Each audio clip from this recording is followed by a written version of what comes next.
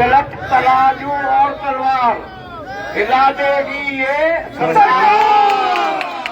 आज एक नारा ये भी रखना है जो वो कहते थे, तिलक तराजू और तलवार इनमें मारो जूते चार, और तिलक तराजू और तलवार हिला देगी ये सरकार, उखाड़ देगी ये सरकार। जय श्री राम, जय श्री राम। जिस प्रकार से स्वर्ण जाति के लोग इसका विरोध कर रहे हैं, मेरा ऐसा मानना है कि कोई लोग मोदी जी को तेली कह रहा है, कोई मोदी जी को चोर कह रहा है, ऐसा नहीं कहना चाहिए। नहीं, मैं आपको बताना चाहता हूं, हम जागरूक लोग हैं। हम जागरूक उसे कहते हैं अगर नेता गलत चलते रहे, ट्रेन उल्टी चलने लगते तो नारे देने की क्षमता रखते हैं, ब्रेक लगाने की ताकत रखते हैं।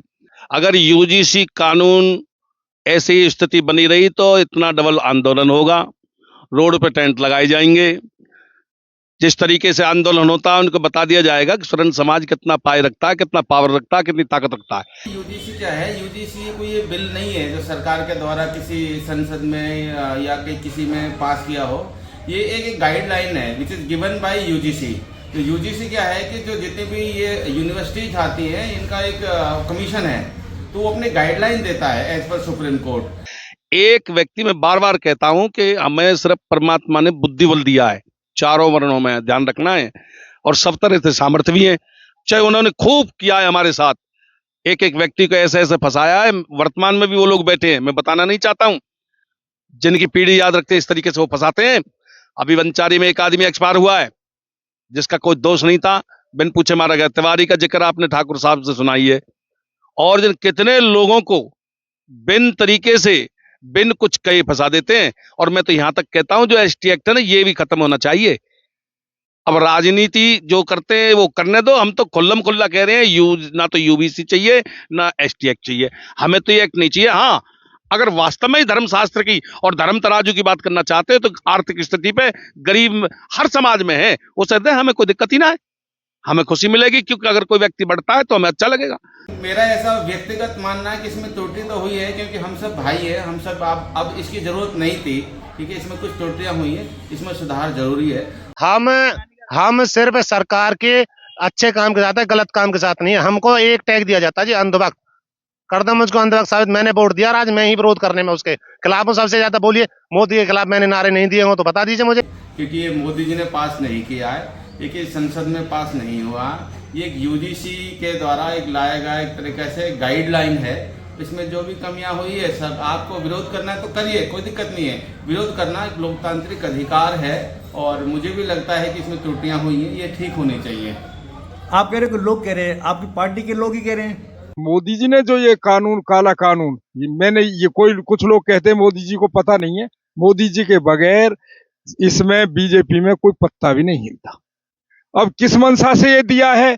अब उस जो कानून को, यूजीसी कानून को मैंने बड़ी बारीकी से पढ़ा है, उसमें ये है कि उससे संतुष्ट हुए भी नहीं है एससी के लोग भी। पार्टी के लोग देखो, विरोध करने का अधिकार तो भूटान की सबको है। बीजेपी कार्यकर्ता भी कह रहे हैं, स्वर्ण जाति जो बीजेपी कार्यकर्ता हैं वो भी मोदी जी के। मैं भी तो इस बात को कह रहा हूँ कि इसमें कहीं न कहीं छोटी मोटी त्रुटियां हुई हैं, उनमें सुधार हो जाएगा। मुझे लग रहा है, उम्मीद है कि जिस प्रकार लोगों की भावनाओं को देखते हुए ये भारतीय जनता पार्टी की सरकार है, मोदी जी की सरकार है, अगर कुछ इसमें भूल चूक रही है तो मोदी सरकार इसको जरूर इसका सुधार इसमें करेगी। प्रार्थना है हमारी आपसे, स्वर्ण समाज को इग्नोर ना करें। और वास्तविक सत्यता तो ये है कि हमारी रैली सक्सेसफुल रही है, कि एक व्यक्ति 1,000 का काम करता है, क्योंकि रोड पर जब हमारा आदमी खड़ा हो जाता है तो बिल्कुल शेर के समान है। तो क्या अपील करेंगे आप बीजेपी कार्यकर्ताओं से, खास तौर से क्योंकि वो भी बह गए हैं गंगा में?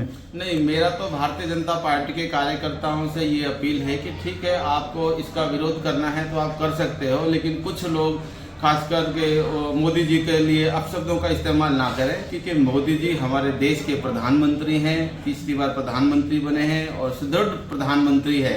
वो हम सब के आदरणीय हैं, हमारे नेता हैं, तो ऐसा उनको नहीं बोलना चाहिए। कोई गलत बोल रहा है तो ऐसा नहीं बोलना चाहिए, क्योंकि भारतीय जनता पार्टी ये बात कही कि हम चुहिया को शेर बना सकते हैं तो गीदड़ भी बना सकते हैं। इन सबको आगे नहीं आने दिया जाएगा।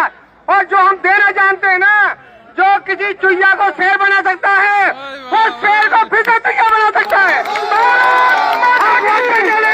हम जो बना सकते हैं तो मिटा सकते हैं। और आप सब एक हो, ऐसा कोई भी दो पृथ्वी जो हमारा सामना करेगा मिटा किसने कुर्बानी दी? भाई ऐसी में से कितने लोग हैं जिन्होंने कुर्बानी दी?